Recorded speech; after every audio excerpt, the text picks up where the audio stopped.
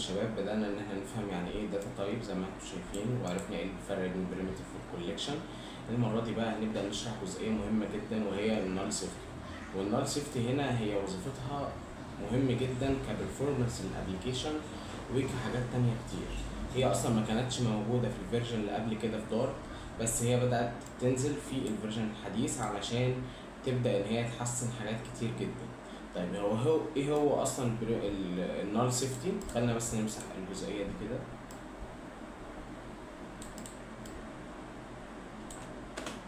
ايه هو اصلا النال سيفتي؟ النال سيفتي هو بيخلي القيمه عندي مش فاضيه. يعني انا دلوقتي عامل متغير، المتغير ده مثلا نوعه سترينج. السترينج ده انا اقدر اديله قيمه واقدر ما اديلوش قيمه. كان زمان لو انا ما اديتلوش قيمه فعادي. دلوقتي بقى النال سيفتي عدد بتعترض ليه بقى؟ لان القيمه دي بتبقى فاضيه، فبيبدا البرفورمانس بتاع الابلكيشن يقل. تمام. غير كده كمان في حاجات تانية، اسباب تانية كتير جدا، من ضمنها اهم حاجه فيها البرفورمانس بتاع الابلكيشن. يبقى هنتكلم النهارده عن النال سيفتي. تمام. ايه النال سيفتي ده؟ النال سيفتي ده يا شباب زي ما احنا قلنا ما بيخليش القيم فيها فاضيه. طيب قيمه المتغيرات فاضيه. يعني مثلا كنا الاول لما نعوز نعمل داتا تايب او نعمل متغير، فهنعمل مثلا سترينج خلاص، ونسميه مثلا نيم مثلا ايكوال عبد الرحمن. تمام. بنعمل السيمي كولن.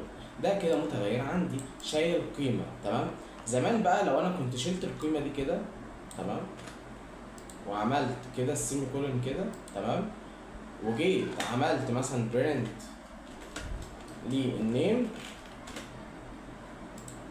بص هيعترض. هيقول لك ليه؟ لان اصلا بص هيقول لك نون نالابل، القيمه او المتغير اللي انت عامله ده مش بيسمح لي او مش مسموح فيه ان انا اخزن قيمه فاضيه.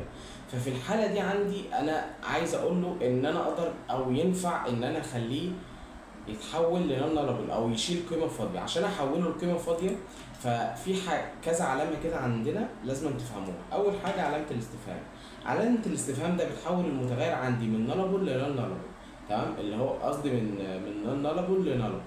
يعني ازاي؟ لو انا عايز دلوقتي الايرور ده يمشي لي كده، فباجي جنب الداتا تايب دي عندي كده واعمل علامه الاستفهام. كده انا قلت له ان المتغير بتاعي يقدر يشيل قيمه فاضيه.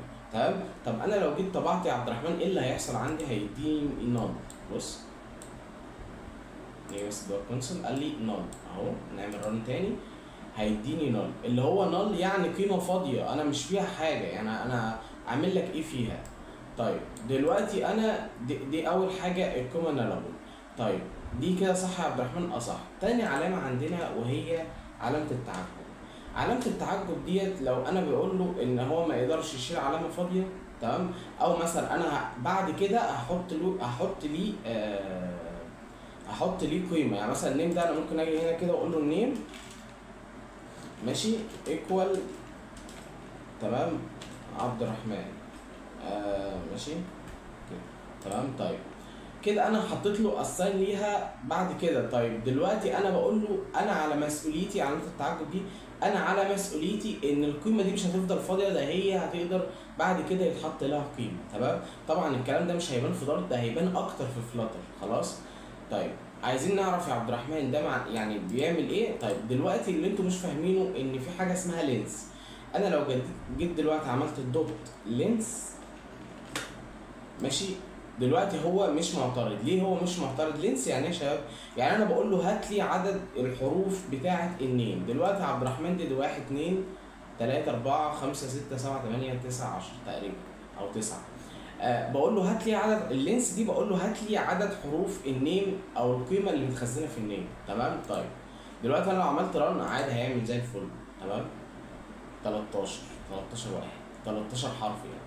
طيب دلوقتي انا لو جيت شلت النال دي كده،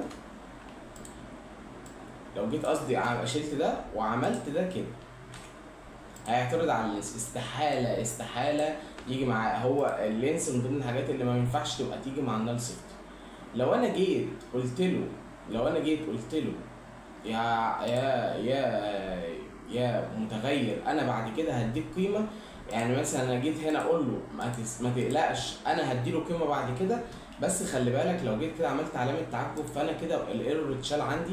عشان كده انا قلت له انا هدي قيمه بعد كده للنيم وعلى مسؤوليتي. خلي بالك العلامه دي احنا ما بنستخدمهاش غير لما نكون متاكدين ان الفاريبل بتاعنا هيبقى نون اللي هو يعني هيبقى له قيمه. تمام. فيفضل ان احنا ما بنستخدمهاش كتير. تمام. بس لو انا جيت دلوقتي عملت ران هيديني ايرور. تمام. لان هو دلوقتي بص اداني ايرور، لان هو بيقول لك دلوقتي انت القيمه بنال وانت بتقول لي انا على مسؤوليتي انا هديله كذا كذا كذا. تمام. وده طبعا غلط. طيب تاني حاجه عندنا وهو ليت. لو انا دلوقتي عايز اخلي المتغير ده نون نالبل، فانا بقول له دلوقتي السترنج ده خليه لي ليت. تمام. طبعا هيعوز دلوقتي ده كده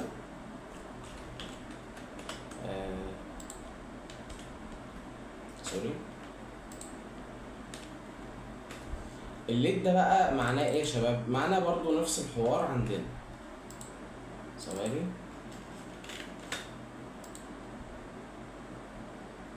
بيقول لي اهو بص، بيقول لي ان الليت لوكال فاريبل نيم ديفاين دي الساين، يعني هو اصلا ملوش قيمه. طب انا لو اديت له قيمه اهو قلت له النيم ايكوال عبد الرحمن، تمام، عبده مثلا اختصارا يعني، وعملت كده انا اديت له قيمه. تمام. لازم اديت له اساين، اديت له قيمته.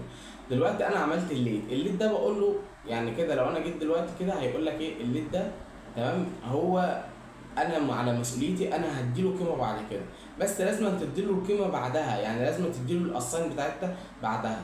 يبقى دلوقتي في حاجه اسمها علامه الاستفهام وعلامه التعجب. علامه الاستفهام بتقلب المتغير من نون نالبل لنالبل، وعلامه التعجب نفس الحوار برضو ما بحطهاش غير لما بكون واثق بعد كده ان انا بدي اساين للفاريبل بتاعي.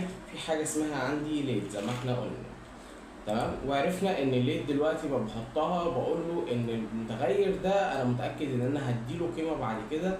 تمام. هي زيها زي علامه التعجب شويه، بس الليت بتبقى اضمن عندي. تمام. وبنعمل كده ران